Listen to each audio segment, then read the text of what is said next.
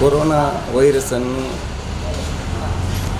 ಹೋಗಲಾಡಿಸುವ ನಿಟ್ಟಿನಲ್ಲಿ ವಿಶ್ವದಲ್ಲಿ ಬೇರೆ ಬೇರೆ ರಾಷ್ಟ್ರಗಳು ಅದಕ್ಕೆ ಸಂಬಂಧಪಟ್ಟಂತೆ ಪ್ರಯತ್ನವನ್ನು ಪಡ್ತಾ ಇದೆ. ಆದರೆ ವಿಶ್ವದಲ್ಲಿ ಬಲಿಷ್ಠ ರಾಷ್ಟ್ರಗಳಲ್ಲಿ ಒಂದಾದಂಥ ಅಮೇರಿಕದಂಥ ದೇಶ ಕೂಡ ಇದರಿಂದಾಗಿ ಭಾಳಷ್ಟು ತತ್ತರಿಸಿಕೊಂಡು ವಿಶ್ವದ ಸಣ್ಣ ರಾಷ್ಟ್ರಗಳನ್ನು ಕೂಡ ಅದಕ್ಕೆ ಸಹಕಾರಕ್ಕಾಗಿ ಇವತ್ತು ಬೇಡಿಕೊಳ್ತಾ ಇದೆ. ಅದೇ ರೀತಿ ವಿಶ್ವದಲ್ಲೇ ಬಲಿಷ್ಠ ರಾಷ್ಟ್ರಗಳಲ್ಲಿ ಒಂದಾದಂಥ ಅದು ಕೂಡ ಆರೋಗ್ಯ ಕ್ಷೇತ್ರದಲ್ಲಿ ವಿಶ್ವದಲ್ಲಿ ಎರಡನೇ ಬಲಿಷ್ಠ ರಾಷ್ಟ್ರವಾದಂಥ ಇಟಲಿ ಕೂಡ ಇವತ್ತು ತತ್ತರಿಸಿ ಹೋಗಿರುವುದನ್ನು ಮನಗಂಡು ನಮ್ಮ ಭಾರತ ದೇಶದಲ್ಲಿ ನಾವು 130 ಕೋಟಿ ಜನಸಂಖ್ಯೆ ಇರುವಂಥ ಸಂದರ್ಭದಲ್ಲಿ ನಾವು ಇದಕ್ಕೆ ಪೂರಕವಾಗಿ ಕೇಂದ್ರ ಸರ್ಕಾರ, ರಾಜ್ಯ ಸರ್ಕಾರ ಮತ್ತು ಸ್ಥಳೀಯ ಆಡಳಿತದ ಜೊತೆ ಇದಕ್ಕೆ ಸಹಕಾರವನ್ನು ನೀಡುವಂಥ ಒಂದು ಅಗತ್ಯತೆ ನಮಗೆಲ್ಲರಿಗೂ ಕೂಡ ಇದೆ ಅಂತೇಳಿ ನಾನು ಭಾವಿಸ್ತಾ ಇದ್ದೇನೆ. ಕೊರೋನಾ ಮಹಾಮಾರಿ ವೈರಸ್ ಬಗ್ಗೆ ಇವತ್ತು ನಮ್ಮ ಕರ್ನಾಟಕ ರಾಜ್ಯದಲ್ಲೂ ಕೂಡ ಕರ್ನಾಟಕ ರಾಜ್ಯ ಸರ್ಕಾರ ಅದೇ ರೀತಿ ರಾಜ್ಯ ಸರ್ಕಾರದ ಜೊತೆ ವಿರೋಧ ಪಕ್ಷವು ಕೂಡ ಉತ್ತಮವಾದ ಸಲಹೆ ಸೂಚನೆಗಳನ್ನು ನೀಡಿಕೊಂಡು ಈ ಮಹಾಮಾರಿಯನ್ನು ಹೋಗಲಾಡಿಸುವಂಥ ನಿಟ್ಟಿನಲ್ಲಿ ಸರ್ಕಾರ ಕೈಗೊಳ್ಳುವ ಕ್ರಮಕ್ಕೆ ಪೂರಕವಾಗಿ ಒಳ್ಳೆಯ ರೀತಿಯ ಸಹಕಾರವನ್ನು ಕೊಡ್ತಾ ಇದೆ. ಅದಕ್ಕಾಗಿ ರಾಜ್ಯಾದ್ಯಂತ ಬೇರೆ ಬೇರೆ ಜಿಲ್ಲೆಗಳಲ್ಲೂ ಕೂಡ ಜಿಲ್ಲಾಡಳಿತ ಈ ಬಗ್ಗೆ ಉತ್ತಮವಾದ ಕ್ರಮವನ್ನು ಕೈಗೊಳ್ಳುವುದರ ಮೂಲಕ ಈ ನಿಟ್ಟಿನಲ್ಲಿ ಈ ಮಹಾಮಾರಿಯನ್ನು ದೂರ ಮಾಡುವ ನಿಟ್ಟಿನಲ್ಲಿ ಶ್ರಮವನ್ನು ವಹಿಸ್ತಾ ಇದೆ. ಅದೇ ರೀತಿ ನಮ್ಮ ದಕ್ಷಿಣ ಕನ್ನಡ ಜಿಲ್ಲಾಡಳಿತ ಕೂಡ ಈ ಬಗ್ಗೆ ಕಟ್ಟುನಿಟ್ಟಿನ ಕ್ರಮವನ್ನು ಕೈಗೊಳ್ಳುವುದರ ಮೂಲಕ ಕೆಲಸವನ್ನು ಮಾಡ್ತಾ ಇದೆ. ಈ ನಿಟ್ಟಿನಲ್ಲಿ ವಿಶೇಷವಾಗಿ ಪೊಲೀಸ್ ಇಲಾಖೆ, ವೈದ್ಯಕೀಯ ರಂಗ, ಅದರಲ್ಲಿ ಡಾಕ್ಟರ್ಗಳು, ನರ್ಸ್ಗಳು ಮತ್ತು ನಮ್ಮ ಅದಕ್ಕೆ ಸಂಬಂಧಪಟ್ಟ ಇದಕ್ಕೆ ಸಂಬಂಧಪಟ್ಟ ಎಲ್ಲರೂ ಕೂಡ ಒಳ್ಳೆಯ ರೀತಿಯಲ್ಲಿ ಕೆಲಸ ಮಾಡುವುದರ ಮೂಲಕ ಇವತ್ತು ಜನರ ಪ್ರಶಂಸೆಗೆ ಕೂಡ ಪಾತ್ರವಾಗಿದೆ. ಅದಕ್ಕಾಗಿ ನಾವು ಪೊಲೀಸ್ ಇಲಾಖೆ ಮತ್ತು ವೈದ್ಯಕೀಯ ಈ ಒಂದು ಇಲಾಖೆಗೆ ನಾವೆಲ್ಲರೂ ಕೂಡ ಉತ್ತಮವಾದ ಸಹಕಾರವನ್ನು ಕೊಡುವಂಥ ಅಗತ್ಯತೆ ಕೂಡ ಇದೆ.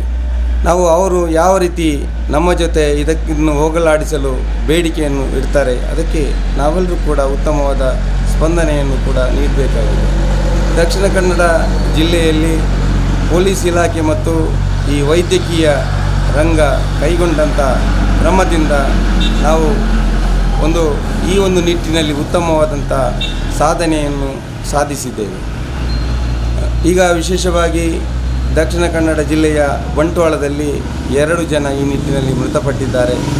ಅದಕ್ಕೆ ಬೇಕಾಗಿ ಈ ಸಂದರ್ಭದಲ್ಲಿ ನಾನು ಸರ್ಕಾರದ ಪರವಾಗಿ, ವಿರೋಧ ಪಕ್ಷದ ಪರವಾಗಿ ಮತ್ತು ಜನರ ಪರವಾಗಿ ಜನರಲ್ಲಿ ವಿನಂತಿ ಮಾಡುವುದೇನಂತ ಹೇಳಿದರೆ, ನಾವೆಲ್ಲರೂ ಕೂಡ ಈ ಸಂದರ್ಭದಲ್ಲಿ ನಮಗೆ ಅಗತ್ಯವಿದ್ದಾಗ ಮಾತ್ರ ನಾವು ಹೊರಗಡೆ ಬಂದು, ಅಗತ್ಯವಿಲ್ಲದಂಥ ಸಂದರ್ಭದಲ್ಲಿ ಈ ಲಾಕ್ಡೌನ್ನ ಏನು ಆದೇಶ ಇದೆ ಇದನ್ನು ಮನೆಯಲ್ಲೇ ಕೂತು ಪಾಲಿಸುವುದರ ಮೂಲಕ ಜಿಲ್ಲಾಡಳಿತದ ಜೊತೆ ಸ್ಪಂದನೆಯನ್ನು ಮಾಡಬೇಕಾಗಿದೆ.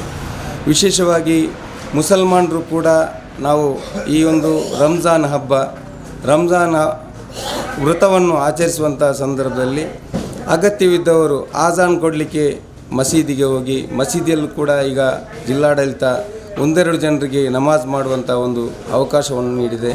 ಆ ಅವಕಾಶವನ್ನು ನಾವು ಪಾಲಿಸಿಕೊಂಡು ಉಳಿದವರು ಮನೆಯಲ್ಲೇ ನಮಾಜ್ ಮಾಡುವುದರ ಮೂಲಕ ನಾವು ಜಿಲ್ಲಾಡಳಿತದ ಜೊತೆ ಮತ್ತು ವಕ್ಫ್ ಇಲಾಖೆಯ ಜೊತೆ ಕೂಡ ಸಹಕಾರವನ್ನು ನೀಡುವಂಥ ಒಂದು ಅಗತ್ಯತೆ ಕೂಡ ಇದೆ.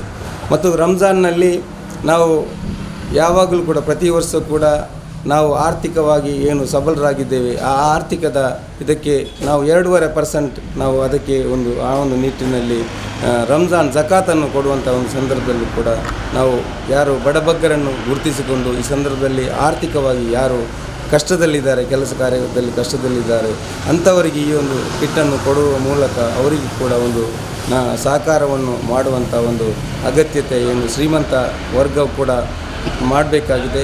ಮತ್ತು ಬೇರೆ ಬೇರೆ ಕಿಟ್ ಕೊಡುವಂಥ ಸಂದರ್ಭದಲ್ಲಿ ನಾವು ಜಾತಿ ಮತ ಭೇದವಿಲ್ಲದೆ ಯಾರು ಕೂಡ ಕಷ್ಟದಲ್ಲಿದ್ದಾರೆ, ಅದು ಹಿಂದೂ ಇರ್ಬೋದು, ಮುಸಲ್ಮಾನರು ಇರ್ಬೋದು, ಕ್ರಿಶ್ಚಿಯನ್ ವರ್ಗ ಇರ್ಬೋದು, ಅದರಲ್ಲಿ ಈಗ ನಾವು ನೋಡೋ ಮಟ್ಟಿಗೆ ಮಧ್ಯಮ ವರ್ಗದವರು ಭಾಳ ಕಷ್ಟದಲ್ಲಿರುವಂಥ ಒಂದು ಪರಿಸ್ಥಿತಿಯನ್ನು ನಾವು ನೋಡ್ತಾ ಇದ್ದೇವೆ. ಶ್ರೀಮಂತರಿಗೆ ಕೂಡ ಇದೆ, ಕಡು ಬಡವರಿಗೆ ಏನು ಬೇರೆ ಬೇರೆ ಸಂಘಟನೆಗಳು, ಬೇರೆ ಬೇರೆ ಜನರು ಕೂಡ ಅವ್ರನ್ನ ಹುಡುಕಿಕೊಂಡು ಕೊಡುವಂಥ ಒಂದು ಕೆಲಸವನ್ನು ಮಾಡ್ತಾ ಇದೆ. ಆದರೆ ಮಧ್ಯಮದ ವರ್ಗದವರ ಜೊತೆ ನಾವು ಸ್ಪಂದನೆಯನ್ನು ಮಾಡಬೇಕು. ಯಾಕಂತ ಹೇಳಿದರೆ ಅವರು ಸ್ವಾಭಾವಿಕವಾಗಿ ಯಾರ ಜೊತೆ ಕೂಡ ಬೇಡಿಕೊಳ್ಳಲು ಹೋಗುವುದಿಲ್ಲ. ಅಂಥವರನ್ನು ಗುರುತಿಸಿಕೊಂಡು ಆಯಾಯ ಗ್ರಾಮದಲ್ಲಿ ಬೂತ್ ಮಟ್ಟದಲ್ಲಿ ಬೇರೆ ಬೇರೆ ರೀತಿಯ ಸಂಘಟಕರು ಗುರುತಿಸಿಕೊಂಡು ಅವರ ಬಡವನ್ನು ನೀಗಿಸುವಂಥ ನಿಟ್ಟಿನಲ್ಲಿ ಕೂಡ ನಾವೆಲ್ಲರೂ ಕೂಡ ಕೆಲಸವನ್ನು ಮಾಡಬೇಕಾಗಿದೆ. ವಿಶೇಷವಾಗಿ ನಮ್ಮ ಮಂಗಳೂರು ವಿಧಾನಸಭಾ ಕ್ಷೇತ್ರದಲ್ಲಿ ಈ ಭಾಗದ ಗೌರವಾನ್ವಿತ ಶಾಸಕರಾದಂಥ ಯು ಟಿ ಖಾದರ್ ಅವರು ಮಾಜಿ ಮಂತ್ರಿಗಳು. ಈಗಲೂ ಕೂಡ ಅವರ ಕ್ಷೇತ್ರದಲ್ಲಿ ಮಾತ್ರವಲ್ಲ, ಜಿಲ್ಲೆಯಲ್ಲಿ ಬೇರೆ ಬೇರೆ ಭಾಗದಲ್ಲೂ ಕೂಡ ಈ ಕೊರೋನಾ ವೈರಸ್ ಮಹಾಮಾರಿಯ ಬಗ್ಗೆ ಇದನ್ನು ಹೋಗಲಾಡಿಸುವಂಥ ನಿಟ್ಟಿನಲ್ಲಿ ಜಿಲ್ಲಾಡಳಿತ ಮತ್ತು ರಾಜ್ಯ ಸರ್ಕಾರದ ಜೊತೆ ಸಹಕಾರವನ್ನು ಮಾಡಿಕೊಂಡು ಉತ್ತಮ ರೀತಿಯಲ್ಲಿ ಕೆಲಸ ಕಾರ್ಯವನ್ನು ಕೂಡ ಬರ್ತಾ ಇದ್ದಾರೆ. ಅವರಿಗೆ ಪೂರಕವಾಗಿ ನಾವೆಲ್ಲರೂ ಕೂಡ ಪ್ರತಿಯೊಂದು ಗ್ರಾಮದಲ್ಲಿ, ಅದು ಗ್ರಾಮ ಪಂಚಾಯತ್ ಸದಸ್ಯರಿರ್ಬೋದು, ತಾಲೂಕು ಪಂಚಾಯತ್ ಸದಸ್ಯರಿರ್ಬೋದು, ಜಿಲ್ಲಾ ಪಂಚಾಯತ್ ಸದಸ್ಯರಿರ್ಬೋದು, ನಗರ ಪಂಚಾಯತ್ ಸದಸ್ಯರಿರ್ಬೋದು, ಕಾರ್ಪೊರೇಟರ್ಗಳು ಇರ್ಬೋದು, ಎಲ್ಲರೂ ಕೂಡ ಇಲಾಖೆ ಮತ್ತು ಜಿಲ್ಲಾಡಳಿತದ ಜೊತೆ, ಅಧಿಕಾರಿಗಳ ಜೊತೆ ಉತ್ತಮವಾದಂಥ ಸಹಕಾರವನ್ನು ನಾವು ನೀಡಬೇಕು. ನಾವು ನೋಡ್ತಾ ಇದ್ದೇವೆ, ಪೊಲೀಸ್ ಇಲಾಖೆ ರಾತ್ರಿ ಹಗಲೆನ್ನದೆ 24 ಗಂಟೆಗಳಲ್ಲಿ 24/7, ಅದೇ ರೀತಿ ಡಾಕ್ಟರ್ಸ್ಗಳು, ದಾದಿಯರು, ಇವರೆಲ್ಲರೂ ಕೂಡ ನರ್ಸ್ಗಳು, ಇವರೆಲ್ಲರೂ ಕೂಡ 24/7 ರೀತಿಯಲ್ಲಿ ತಮ್ಮ ಮನೆಯವರನ್ನು ಬಿಟ್ಟುಕೊಂಡು, ತಮ್ಮ ಕುಟುಂಬದವರನ್ನು ಬಿಟ್ಟುಕೊಂಡು, ಎಲ್ಲರನ್ನೂ ಕೂಡ ಬಿಟ್ಟುಕೊಂಡು ಇದಕ್ಕಾಗಿ ದುಡಿತಾ ಇದ್ದಾರೆ. ನಾವೆಲ್ಲರೂ ಕೂಡ ಅವರಿಗೆ ಸಹಕಾರವನ್ನು ಮಾಡುವುದರ ಮೂಲಕ ಈ ಜಿಲ್ಲಾಡಳಿತದೊಂದಿಗೆ ಸಹಕಾರವನ್ನು ಮಾಡಿಕೊಂಡು ಈ ನಮ್ಮ ಜಿಲ್ಲೆಯಲ್ಲಿ, ದಕ್ಷಿಣ ಕನ್ನಡ ಜಿಲ್ಲೆಯಲ್ಲಿ ಮತ್ತು ನಮ್ಮ ಭಾಗಗಳಲ್ಲಿ ಈ ಕೊರೋನಾ ವೈರಸನ್ನು ಹೋಗಲಾಡಿಸುವ ನಿಟ್ಟಿನಲ್ಲಿ ನಾವೆಲ್ಲರೂ ಕರ್ತವ್ಯವನ್ನು, ನಮ್ಮ ನಿಷ್ಠೆಯನ್ನು ತೋರಿಸೋಣ ಎಂಬ ಮಾತನ್ನು ಹೇಳ್ತಾ ಎಲ್ರಿಗೂ ನಮಸ್ಕಾರವನ್ನು ತಿಳಿಸ್ತಾ ಮಾತನ್ನು ಮುಗಿಸ್ತಾ ಇದ್ದೇನೆ.